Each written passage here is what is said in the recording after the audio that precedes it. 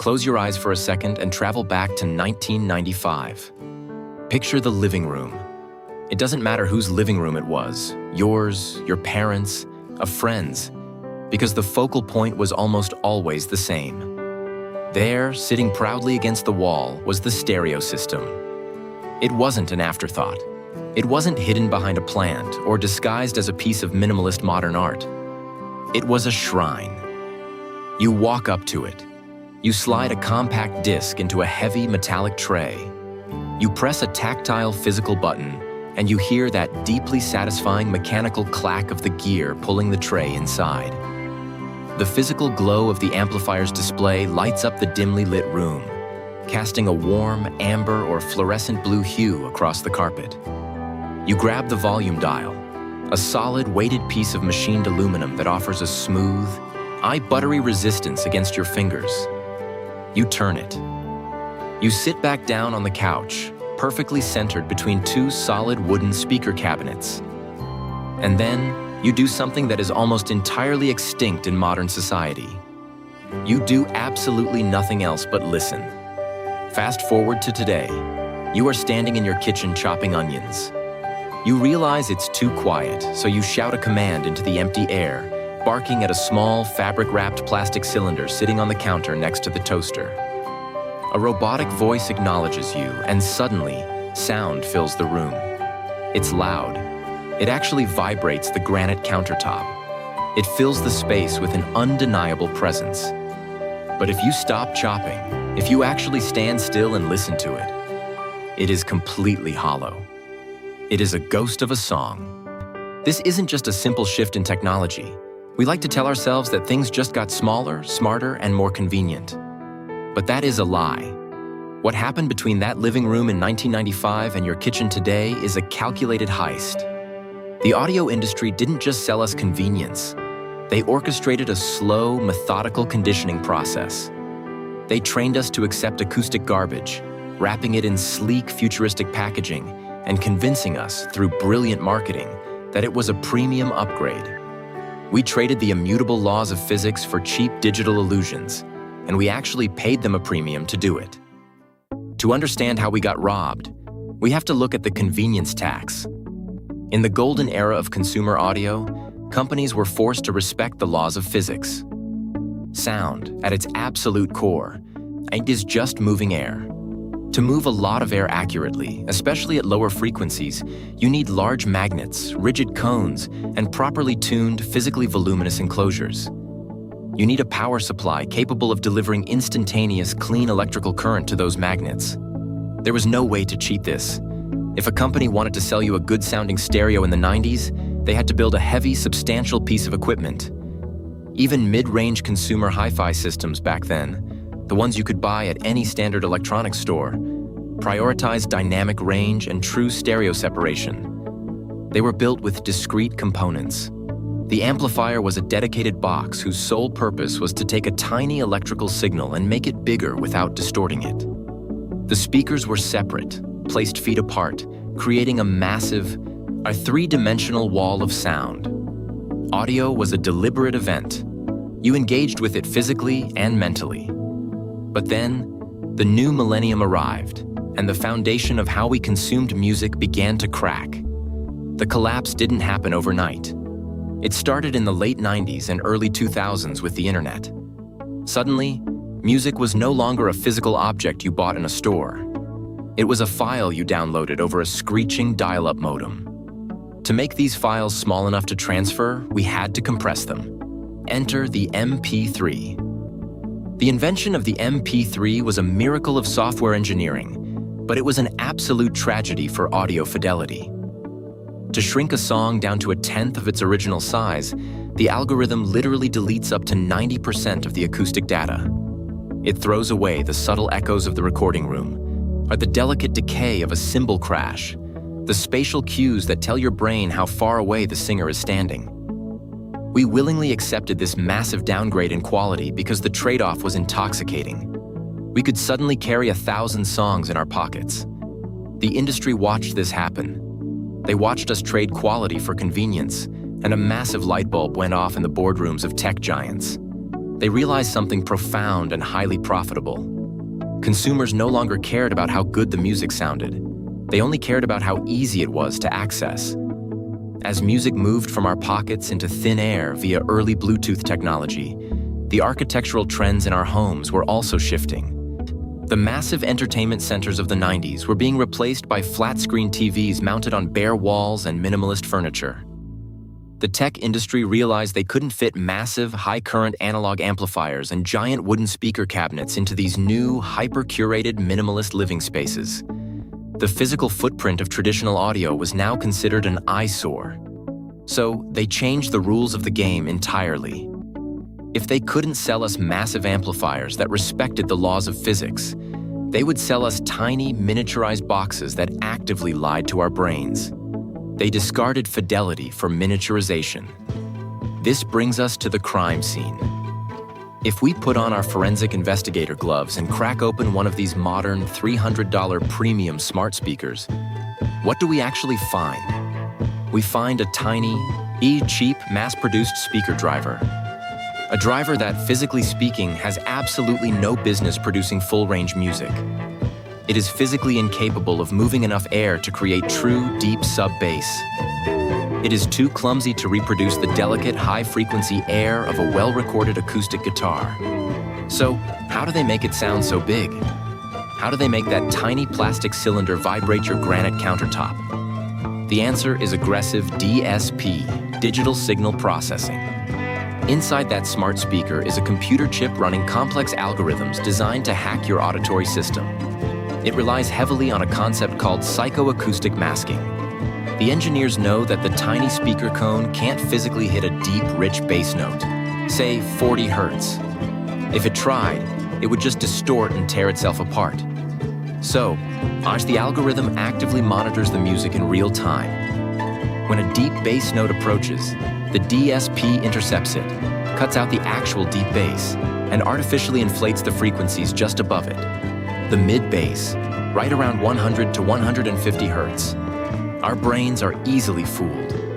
When we hear a massive bloated spike in the mid-bass, our brain fills in the blanks and says, "Wow, this thing has incredible bass." It's an illusion. It is auditory makeup. The speaker is essentially shouting at you in a very specific, narrow frequency range to fake the physical weight of the music. Furthermore, because these single-unit speakers are often placed randomly in a room, stuffed in a corner, shoved on a bookshelf, the DSP has to constantly manipulate the sound to make it audible from anywhere. It compresses the dynamic range, making the quiet parts loud and the loud parts overwhelmingly loud. It aggressively sharpens the treble to make voices cut through the artificial muddy bass. This algorithmic manipulation is incredibly effective for exactly 30 seconds. If you walk into a noisy electronics store and press play on a modern smart speaker, your immediate reaction is usually shock. You think, how is all that sound coming from that tiny box? It sounds punchy. It sounds hyper-detailed. It sounds impressive. But take it home. Put it in your kitchen or your living room and try to listen to it for 2 hours. What happens? You get tired. You might even get a mild headache. You find yourself constantly turning the volume down because it feels overwhelming, but when you turn it down, you can't hear the vocals properly, so you turn it back up. This is called listening fatigue.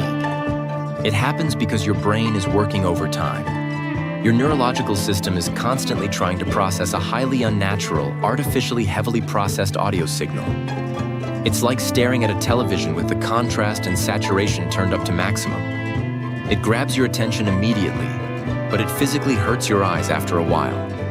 The modern smart speaker is the auditory equivalent of a neon sign. It demands your attention, but it has zero depth. It lacks the natural, effortless flow of uncompressed music played through proper analog equipment. To really understand the magnitude of what we've lost, we need to stage a heavyweight bout. A direct, uncompromising showdown between the legacy of the past and the darling of the present. In the left corner, representing 1995, we have a classic, accessible setup. We aren't talking about unachievable $10,000 audiophile gear here. We are talking about a standard, high-quality Japanese integrated amplifier, Maybe a solid Pioneer, Yamaha, or Marantz from the mid-90s, paired with a set of proper, passive wooden bookshelf speakers. If you hunted around on used marketplaces today, you could probably assemble this exact system for roughly $300. In the right corner, representing today, we have the modern champion, a highly praised premium smart speaker that retails for exactly $300. It has voice control, Wi-Fi, Bluetooth, and a sleek, fabric-covered cylindrical design that looks like it belongs in a modern art museum. Let's move beyond the slick marketing jargon on the boxes and break down the raw, unforgiving physics of these two contenders. Let's look at power first. If you open up the 1995 amplifier, the first thing you notice is the weight. Most of that weight comes from a massive coiled copper power transformer. This transformer is the beating heart of the system. Its job is to take the alternating current from your wall outlet and convert it into a massive reservoir of clean, stable, direct current.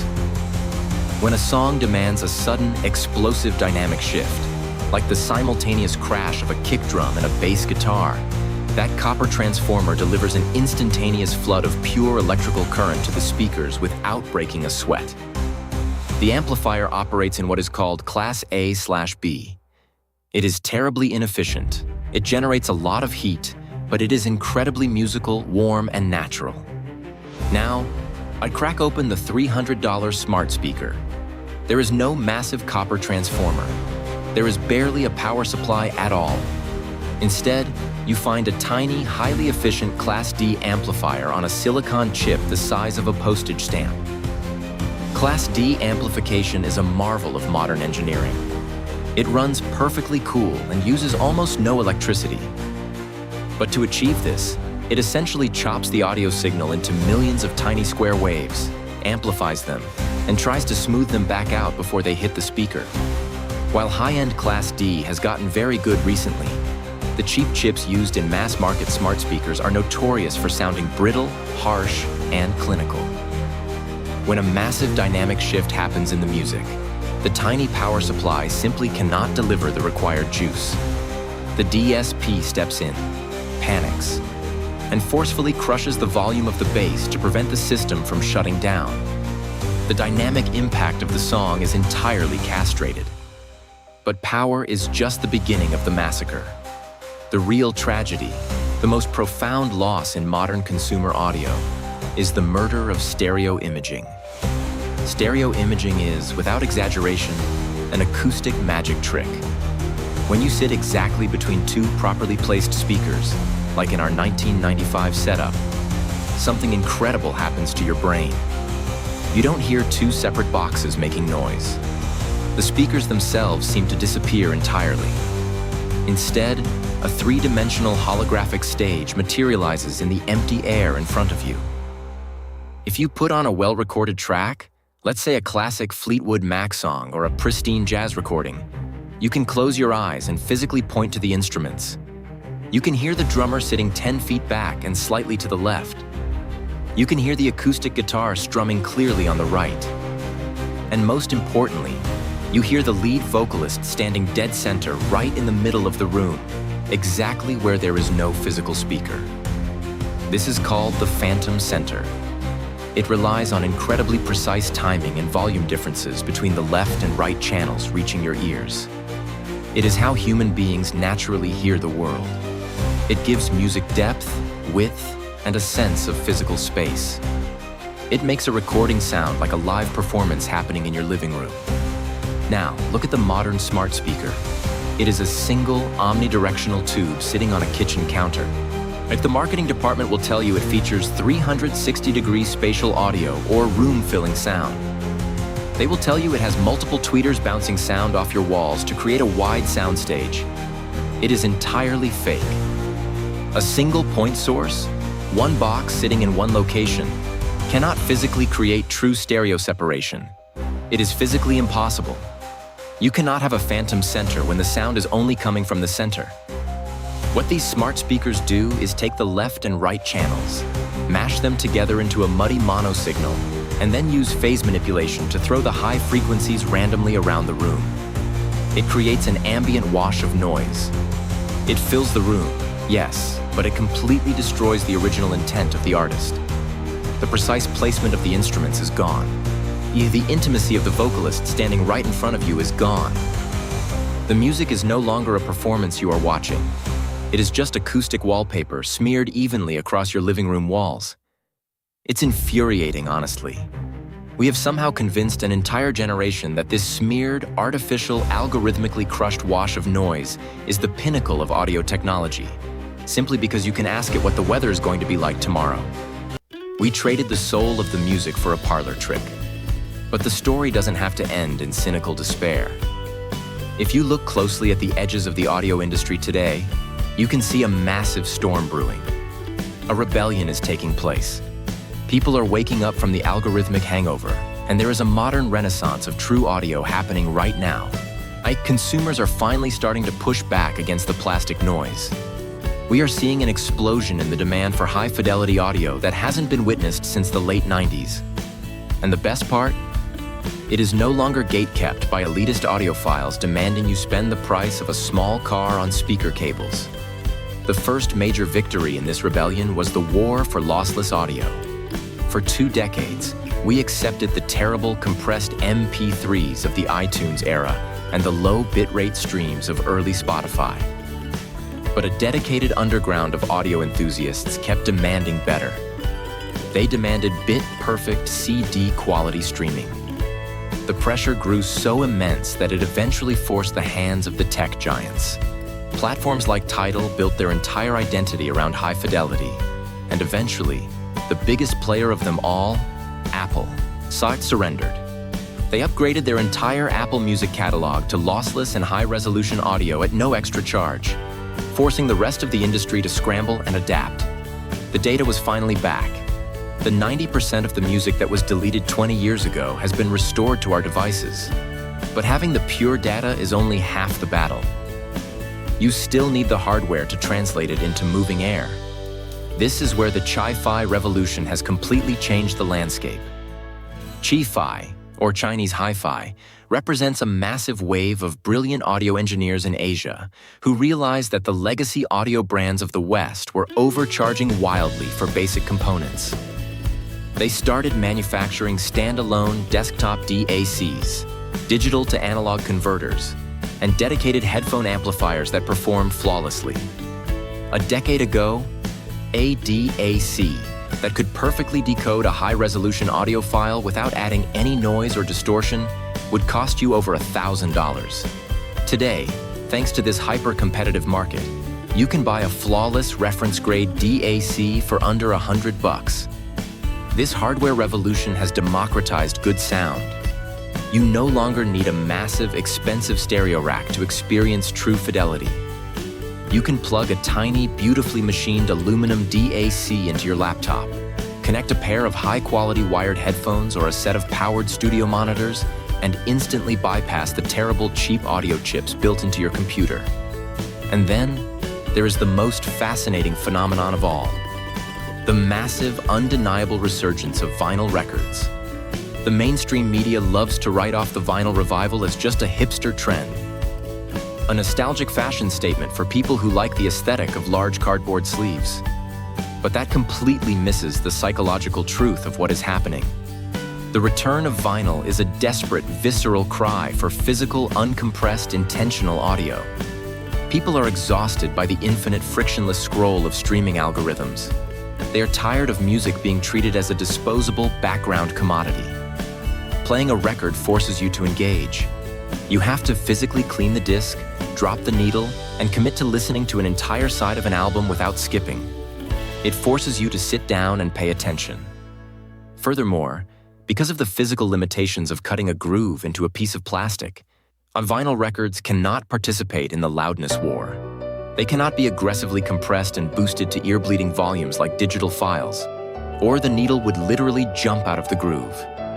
As a result, modern vinyl pressings often have significantly more dynamic range, more breathing room between the quietest whispers and the loudest crashes than their digital counterparts on streaming services. The cure for the modern audio hangover isn't about becoming an insufferable elitist. It isn't about spending $10,000 on a system and claiming you can hear the difference between a gold-plated power cable and a standard one. It is about something much simpler, much more profound. It is about returning to the basic, honest physics of sound.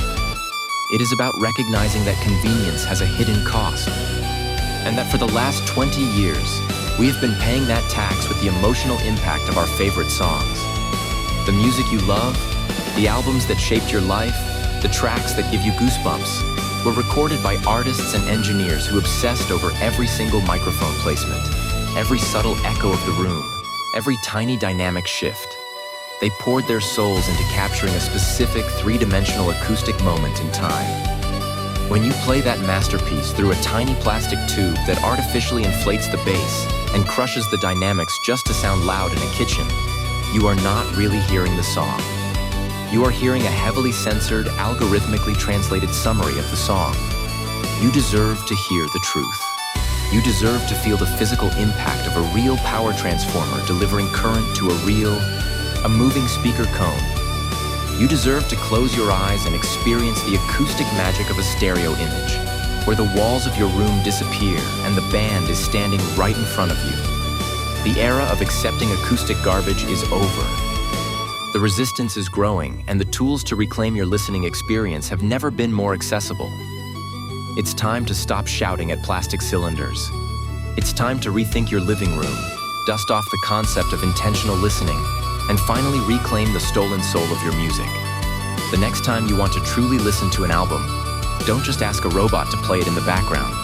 Demand the space, demand the physics, and demand the fidelity that the music deserves. Because once you hear the truth again, you will never be able to unhear the lie.